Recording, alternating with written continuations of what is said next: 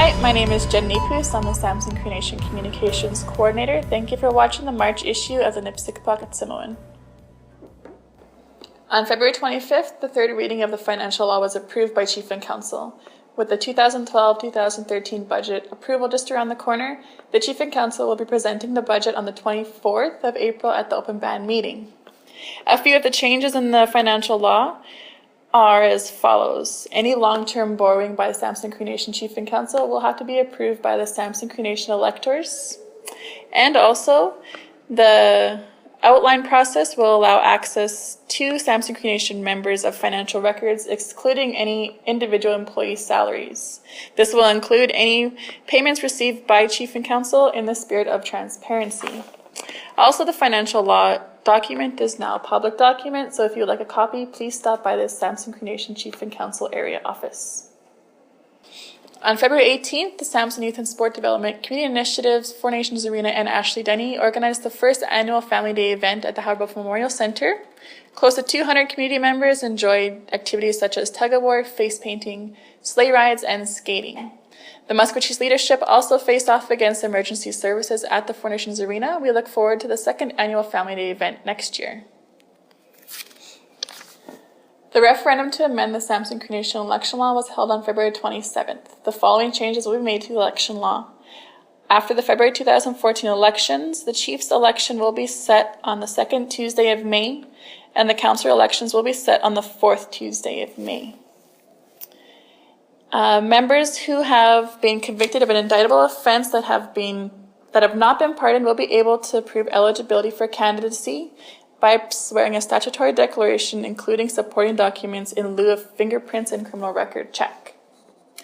Also, a code of conduct for Chief and Council will be made part of the Samson Cree Nation election law, and a provision will be added for Samson Cree Nation election law authorizing Samson Cree Nation members to remove a Samson Cree Nation Chief and Council member who violates the code of conduct. For a full result of the referendum to amend the Samson Cree Nation election law, please visit our website at www.samsoncree.com. If you know someone who deliberately harms themselves, has shown changes in mood and behavior, abuses drugs or alcohol, you can help. Stay calm, listen, talk to the person, and listen to their feelings. If you know someone who has threatened suicide, you can call our community suicide prevention worker, Gloria Rogers-Buffalo, at 361-8272, or at work, 585-3634. There's also a 1-800 number you can call for a helpline, 1-800-784-2433, or you can text 1-800-799-4889. The Maskwacis Item 1 Chiefs have been nominated for the 4 Drills and Skills competition.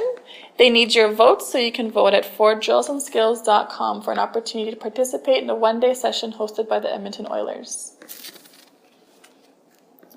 The HUB has been operating in our community since September of 2012. The HUB meets weekly to collaborate and share resources to help our community members excel. Currently, the organizations involved are Samson Community Wellness, Income Support, Nipisihkopahk Education Authority, Kasokowel Child Wellness Society, Maskwacis Ambulance Authority, RCMP, Young Spirit Winds, Nipisihkopahk Bumihuwin, Restorative Justice. When a concern is brought to the HUB, each representative at the table shares resources and information to redirect towards a suitable conclusion. A group facilitated meeting will be held on March 19th at 10 o'clock a.m. by Tina Northwest. This meeting will be in regards to the highway trail. If you're interested in volunteering your time towards this project, please contact Tina at tinanorthwest@gmail.com. The First Health Challenge in the community has an amazing 90 participants, 68 of which are female and 22 are male. The second checkpoint for this challenge will be this month, and the 90-day challenge will be over next month. For more information, you can contact Casey Yellowbird. Also, contact Casey for the upcoming gardening program, which will be starting in May. Birthday greetings for the month of March are March 2nd, happy birthday Jaylene Simon from the Simon family. Jason Arcan from the Simon family also on the 2nd. March 5th, Jolene Simon from the Simon family. March 7th, happy birthday Riddell Soto from the Simon family. March 7th, happy birthday Alvina Florman from the Nipus family. March 9th to Dion Simon from the Simon family as well. March 13th, Shaylin Suze from the Nipus family. March 16th, Ernestine Soto from the Simon family. March 17th, Rennie Stoney from Mom and Family, and Tracy Saddleback also on the same day from Sharon and Family. March 19th, happy birthday Robbie Montour from Jonathan Johnson. Also March 18th, happy birthday Carmela Cutknife from Jen and B. March 21st, happy birthday Jonathan Johnson. March 19th, Vernon Saddleback from Council Support Staff. March 21st, happy birthday Carla May Buffalo from Jonathan Johnson. March 21st, happy birthday Angela Boyces Bull from Jonathan Johnson. March 23rd, happy birthday Tamara aka Oka Montour from Jonathan Johnson. And March 27th, happy birthday Sharon Buffalo from Jonathan Johnson. This month for community announcements, on March 14th, there's a mock circle, practice circle facilitation at Nipisihkopahk, Bumihuin from 1:30 to 3:30 p.m. March 15th, the Maskwacis Cultural College is having an open house from 11 a.m. to 2 p.m. March 20th is an open band meeting at the Howard Buffalo Memorial Center, 9 a.m. to 3 p.m. This will be on the results from the election law referendum. March 20th, Maskwacis Education Council parent meeting at the Gymmo with a feast from 5 p.m. to 8 p.m. March 21st, Nipisihkopahk Bumihuin workshops, the lateral violence from 9 a.m. till noon. The Resolving Conflict workshop from 1 p.m. to 4 p.m.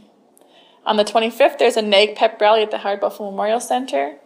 The 25th and 26th, there's a Changing One Heart at a Time conference at the Howard Buffalo Memorial Center. And the 29th is Good Friday, so all Samson Cree Nation services and programs will be closed for the day. March 29th to the 31st is the Res Ball Spring Thaw basketball tournament at the Nipisihkopahk Secondary School, Ermineskin High School, and the Howard Buffalo Memorial Center. Now we're going to go to an interview with Larron Northwest for an update on the Indian Resource Council.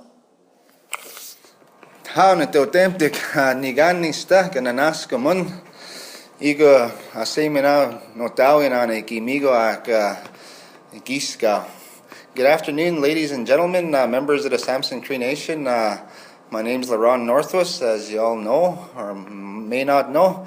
Anyways, today I'm here to do a short report on one of the boards that I sit on. It's the Indian Resource Council Board, the I.R.C. I was appointed to that board shortly after our last election, so I've been sitting on that board for 2 years now. And as part of my board appointment, I represent the 4 nations of Maskwacis, Montana, Ermineskin, Louisville, and Samson. So each time I attend these Indian Resource Council meetings, I need to give a report to the 4 chiefs, and I usually do that every meeting. So I've just done that recently, and some of the report, I'm not going to read all the report here, but I'm going to highlight some of the areas that the Indian Resource Council is working on presently. But I attended the I.R.C. board meeting on February 27th and 28th, and the meeting was held in Vancouver, BC. As part of my appointment, as I mentioned, I represent the 4 nations, and we also have a couple other people within the 4 nations that do some work with I.R.C. under the Joint Technical Committee. And in Samson, we have Dean Dion from Manager of Natural Resources. He represents the Samson on the Joint Technical Committee. And also from Ermineskin Cree Nation, we have Terry Ermineskin, who also sits on the Joint Technical Committee 1. But some of the highlights that I wanted to mention for today are that, just some brief history. Indian Resource Council has been in existence since 1996, so they've been around for a while. Past board members from Samson include Rose Saddleback, Claude Saddleback, Florence Buffalo, and past Chief Victor Buffalo. And Florence was acting on the board too when she was chief. So those are some of the past board members, and the board is representative of First Nations people throughout Canada. So we have people on the board that are from BC all the way to the Maritimes. And at our last meeting, we had two new reps. One was a proxy from from Fort Folly First Nation, and the guy's name was Michael Scully, and he was proxy for Chief Joe Knockwood, and also Councillor Dexter Brucehead was acting proxy for his chief from the Blood Tribe. And some of the things that are going on right now, I wanted to mention are. We're right in the middle of a transition right now with our president and CEO. The past president was Roy Fox, and he was there since 1996, and he just recently moved on to work on some other things. And right now, the position for president and CEO is nearing the completion of our transition and the deadline for applications, because the job right now is posted, and we're hoping to have that posting in our newsletter. But the posting will close on March 20th, 2013, and then shortly after that, they'll review the applicants, do the screening, interviews, checks, and hopefully we can have somebody as president and CEO in early April. And the firm of Odgers Berntsen continues to do this HR work on behalf of the Indian Resource Council to fill the position of President and CEO. But presently, our chairman, Chief Delbert Wapas, will continue to sit as interim President and CEO until the position is filled. So just wanted to mention about our President and CEO there. The next item I wanted to report on was the MOU between Indian Resource Council and I.R.C. 1996 was when the MOU was originally signed, but now the I.R.C is proposing an Indian Oil and Gas Forum. So as you may be aware, the Government of Canada through IOGC has been pursuing changes to the original MOU, which was signed in 1996 by the then Indian Affairs Minister Ron Irwin. And the original MOU was to have gone through a 3-phase process. The first phase was the co-management phase. The second phase is the delegation phase. And the third and final phase of the MOU was a full management and control of Indian Oil and Gas Canada, but it hasn't gone that route.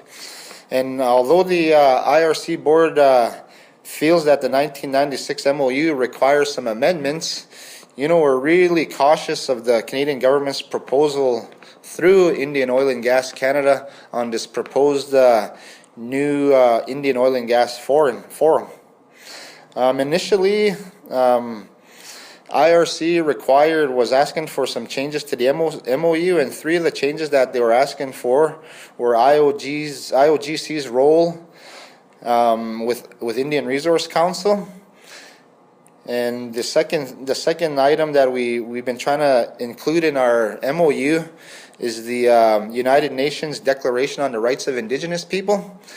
And when we did request that the UNDRIP document be reflected in the Indian Resource Council documents, Indian Oil and Gas Canada through Strader Crowfoot, and we do have a letter on file, they were trying to term the United Nations Declaration as an inspirational document. And they were trying to say that it does not provide more rights than currently exist under Canada's Constitution and its laws.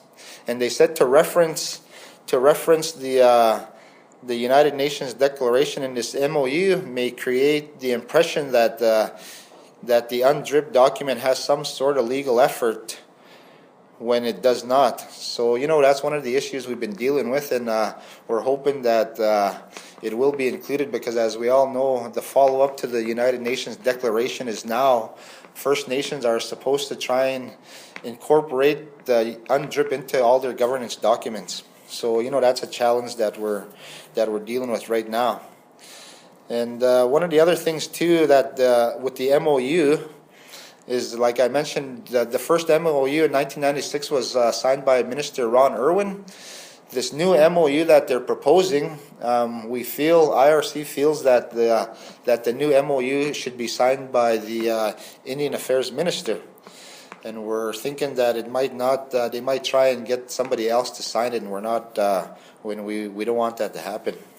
And the last item that I wanted to mention was the Joint Technical Committee 1.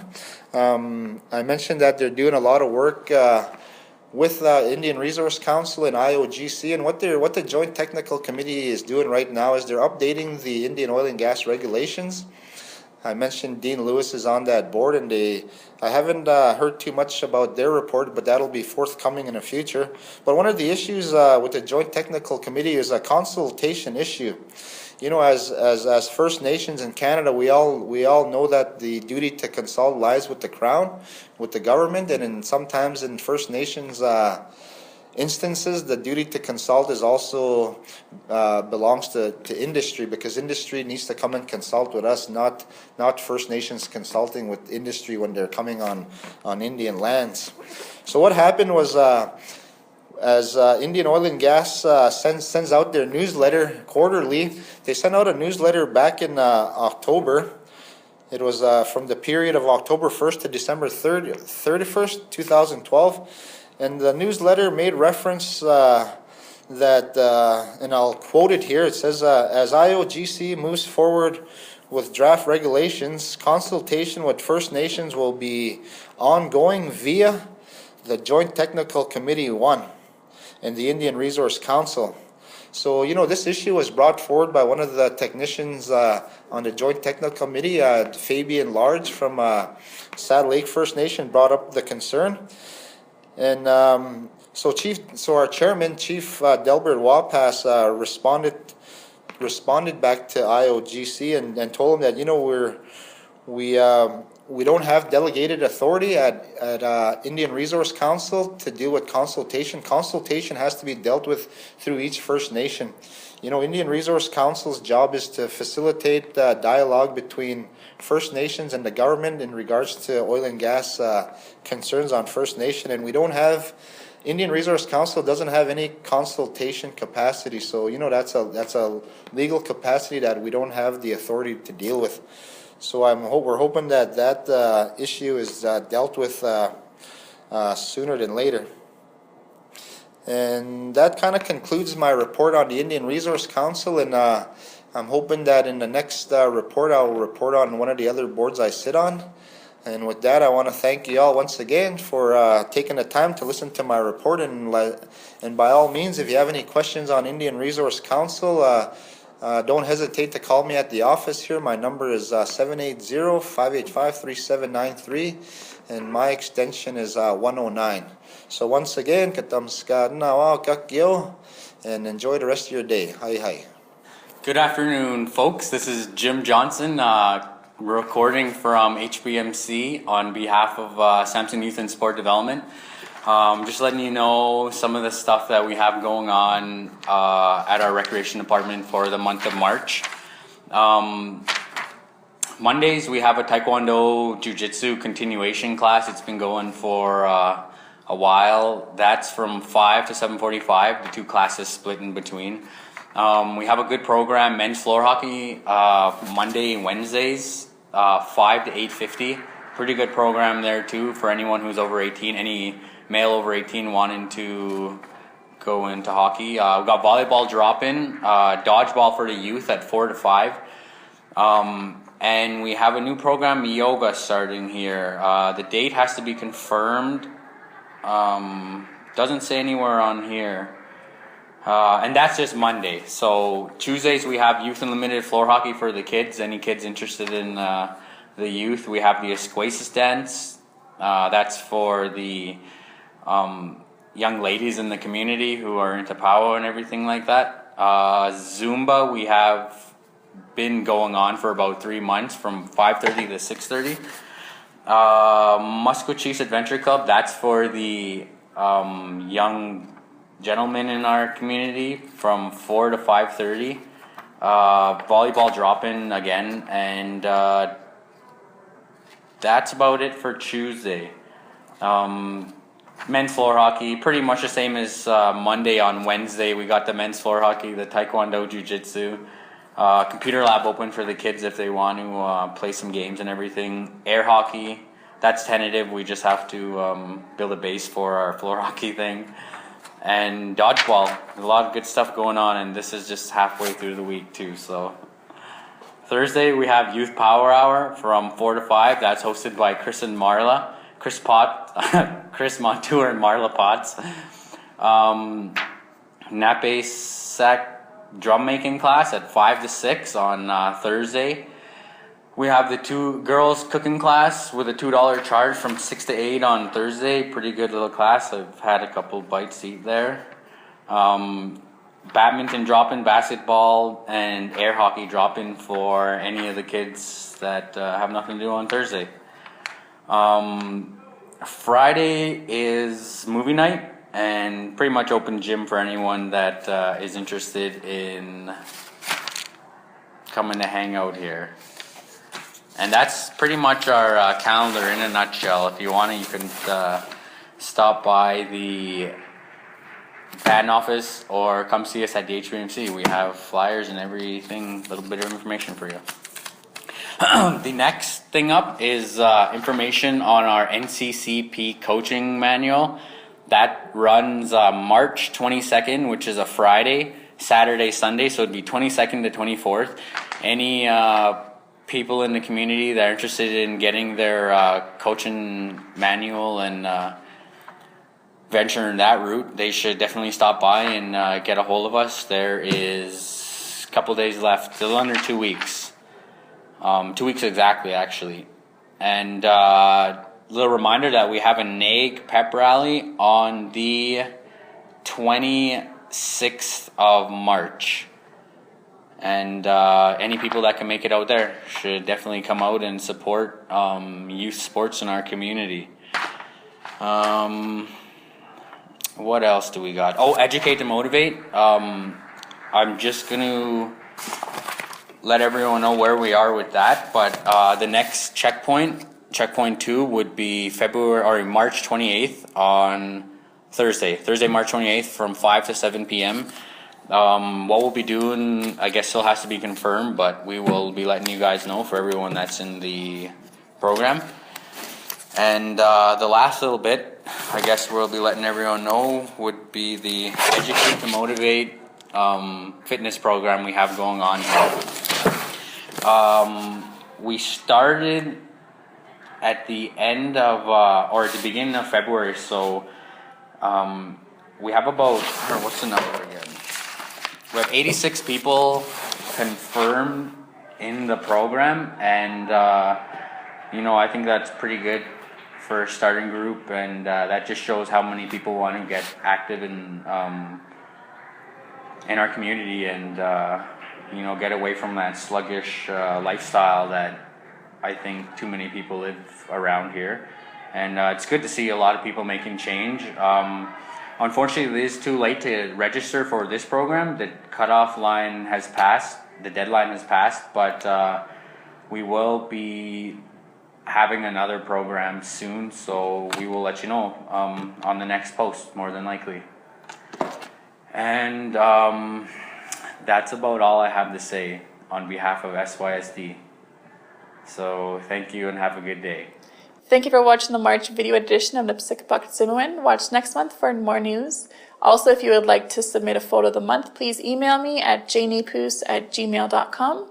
Include a short caption of where, what, or who your subject is in the photo and the photographer's name.